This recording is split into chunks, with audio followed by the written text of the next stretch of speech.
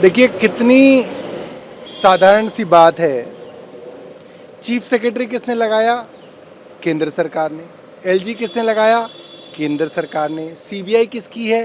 केंद्र सरकार की। एमएचए किसकी है? केंद्र सरकार की।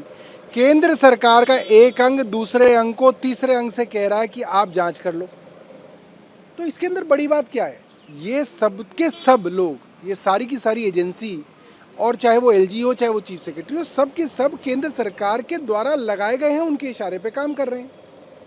एक ऐसी आबकारी नीति जिसको अगर आप पिछले साल से उसकी तुलना करें तो उसके अंदर 1300 करोड़ रुपए सरकार ने ज़्यादा कमाए। एयरपोर्ट के ठेके का जो जिक्र कर रहे हैं, एयरपोर्ट के ठेके में पिछली बार 105 करोड़ रुपए आते थे, इस बार 234 करोड़ रुपए आए, दुगने से भी ज़्यादा जो है आए। सिर्फ एयरपोर्ट के जो वाइन शॉप थी उससे सरकार ने की। अब मुझे ये समझ में नहीं आ रहा कि इसके अंदर घोटाला कहाँ से हुआ। एक दो छोटी मोटी फाइल पे ढूंढ के कि साहब यहाँ पे जो है ये क्यों हो गया, यहाँ पे ये क्यों हो गया, ये तो प्रोसीजरल चीज़ें हैं। प्रोसीजरल चीज़ों के अंदर, फाइलों के अंदर पक्की बात है हर डिसीजन की जस्टिफिकेशन होती है। अब इस पॉलिसी की बात करें, ये पॉलिसी दिल्ली सरकार जब लाई तो उस वक्त के एलजी अनिल बैजल साहब ने बाकायदा उस पॉलिसी को एक्सेप्ट किया, उसके ऊपर हस्ताक्षर किए, उसको नोटिफाई किया। बिना किसी एलजी की रजामंदी के दिल्ली के अंदर कोई पॉलिसी नोटिफाई नहीं हो सकती।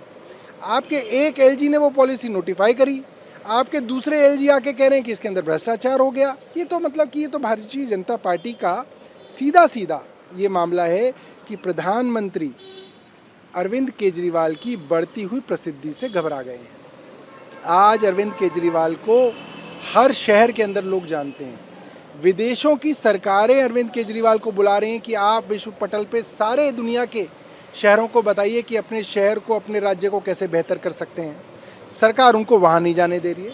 तो कुल मिला के आज अगर प्रधानमंत्री जी को किसी से खतरा लगता है, राजनीतिक तौर पे कोई आदमी है जो उनको चैलेंज कर रहा है, जो उनका चैलेंजर है, वो अरविंद केजरीवाल है। इस तरीके के हमले आने वाले दिनों में और बढ़ेंगे। देखिए अब ये इस्तीफा मांगना, ये सब जो है, ये सब उस समय हुआ करता था जब जांच एजेंसियां न्यूट्रल हुआ करती थी।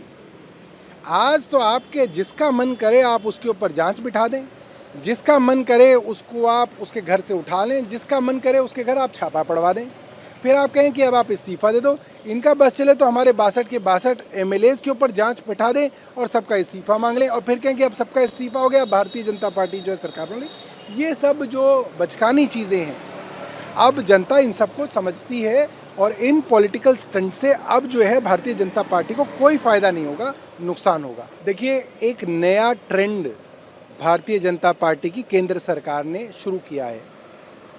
किसी भी आदमी के घर छापा मार लो, वो आदमी अमीर होना चाहिए और बिजनेसमैन होना चाहिए। ज़्यादातर अमीर बिजनेसमैन के घर कैश और इस तरीके के ट्रांजैक्शंस के कागज़ मिलते हैं। फिर आप उसको किसी भी एमएलए और मंत्री के साथ जोड़ दो और फिर उस एमएलए और मंत्री को उधर के मुख्यमंत्री के साथ जोड़ दो, और फिर ये मत बताओ कि पैसा किसके यहाँ मिला, ये कह दो कि फला मुख्यमंत्री के सहयोगियों के यहाँ जो है इतना करोड़ रुपया मिला। ये सब जो झूठ की दुकान भारतीय जनता पार्टी चला रही है, चलने वाली नहीं है। सत्येंद्र जैन के मामले में भी यही हुआ।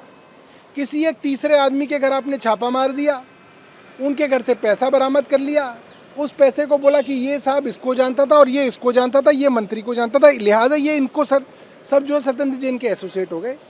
ये झूठ सिर्फ और सिर्फ पीएमएलए के कानून के अंदर चल रहा है। पीएमएलए एक्ट के अंदर, prevention of money laundering act के अंदर कुछ खामियां हैं जिसका फ़ायदा केंद्र सरकार उठा रही है। उसकी वजह से आप किसी को भी इस एक्ट के अंदर पकड़ लोगे तो उसके लिए बेल मिलना मुश्किल हो जाता है। इसीलिए केंद्र सरकार आजकल अपने सब राजनीतिक दुश्मनों को किसी ना किसी तरीके से ईडी के मामले में फंसाकर उनको उसके अंदर जो है जेल में डालने का काम कर रही है, ताकि महीनों तक उन लोगों को बंद किया जा सके और ये दिखाया जा सके कि देखिए साहब सब बेईमान हैं। ऐसा है बिल्कुल नहीं, सिर्फ एक कानून की कमी की वजह से भारतीय जनता पार्टी फ़ायदा उठा रही है।